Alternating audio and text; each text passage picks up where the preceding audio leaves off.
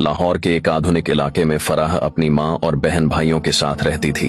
उसके घर के पास एक क्रिकेट ग्राउंड था जहाँ रोज क्रिकेट मैच होते थे। ग्राउंड के साथ टी जना नाम की एक जगह थी और वहीं पास से ट्रेन की पटरी गुजरती थी जहाँ हर थोड़ी देर में ट्रेनें दौड़ती थीं।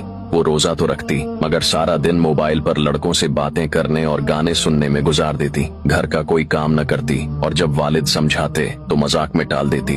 रोजा रखना ही बहुत बड़ा काम है, बाकी सब फजुल है। उसकी माँ भी ऐसी ही थी, दौलत को सबसे ज्यादा अहमियत देने वाली, शौहर और नेक बेटे को दबाने वाली और बेटियों को आजाद छोड़ने वाली। फराह की बहन भी उसी की तरह थी। इन दोनों को न रोजे की कदर थी न इबादत की, मगर जब घर वाले देखते तो फराह इबादत का झूठा ड्रामा करने लगती। तस्बीह हाथ में लेकर बैठ जाती ताकि सब यही समझें कि वो नेक है। फराह का बाप एक मेहनती मजदूर था जो सुबह काम पर चला जाता और रात को थका हारा घर लौटता, मगर जब वो आता तो बीवी उसके साथ नौकरों जैसा सलूक करती। वो खाने के लिए कहता तो वो तंजियां कहती, इतनी मेहनत करते हो फिर भी शिकायतें करते हो, खुद जाकर खा लो। जब वो अपनी मेहनत की कमाई घर लाता तो बीवी जबरदस्ती उसके हाथ से पैसे छीन लेती और पूछती, पूरे पैसे कहाँ हैं? एक एक रुपए का हिसाब दो। अगर शौहर कुछ पैसे अपनी जरूरतों के लिए रख लेता तो वो चीखने लगती, ये पैसे मेरे हैं, तुम्हें अपनी कमाई रखने का कोई हक नहीं। दो भाई, एक माँ का गुलाम, दूसरा बाप की तरह मेहनती फराह के दो भाई थे।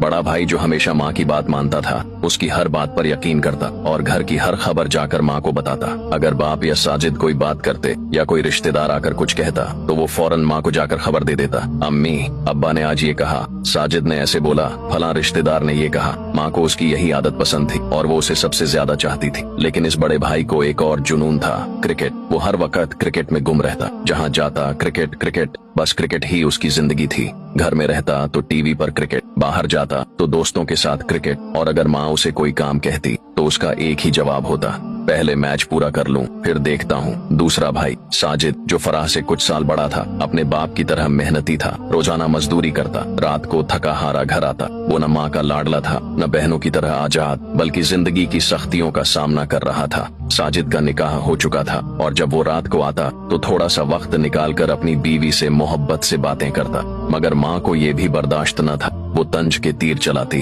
अब बीवी के बगैर 2 मिनट नहीं रह सकते। माँ के लिए वक्त नहीं बचा, बस बीवी ही सब कुछ बन गई। तू भी अपने बाप की तरह बीवी का गुलाम बन गया। रमजान की खूबसूरत रात, फराह पर अल्लाह का अजाब। एक रात जब सब लोग तरावीह पढ़ रहे थे, फराह और उसकी बहन मोबाइल में मग्न थीं। अचानक फराह का जिस्म कांपने लगा, आंखों के आगे अंधेरा छा गया और वो जमीन पर गिर पड़ी। बहन खौफजदा हो गई। वो फराह के करीब आई और उसकी बेहोशी में सवाल करने लगी, फराह तुम्हें क्या हो गया? ये सब क्यों हो रहा है? कहीं तुम्हें अल्लाह के अजाब ने तो नहीं पकड़ लिया? मगर फराह कुछ न बोल सकी, उसकी जबान बंद हो चुकी थी। फराह को फौरन अस्पताल ले जाया गया। डॉक्टर ने कहा इसका इलाज मुमकिन है मगर काफी पैसे लगेंगे। माँ के चेहरे का रंग बदल गया। वो जो सारी दौलत जमा करने में लगी रहती थी, आज जब बेटी की जिंदगी बचाने का वक्त आया तो वो कहने लगी, इतने पैसे मेरे पास नहीं है, मैं ये खर्च नहीं कर सकती। बड़ा भाई भी माँ की तरह ही था, वो भी खामोश खड़ा रहा। मगर साजिद आगे बढ़ा। उसने अपनी सारी जमा पूंजी निकाली और फराह के इलाज के लिए दे दी। अल्लाह ने रहम किया और इलाज के बाद फराह ठीक हो गई।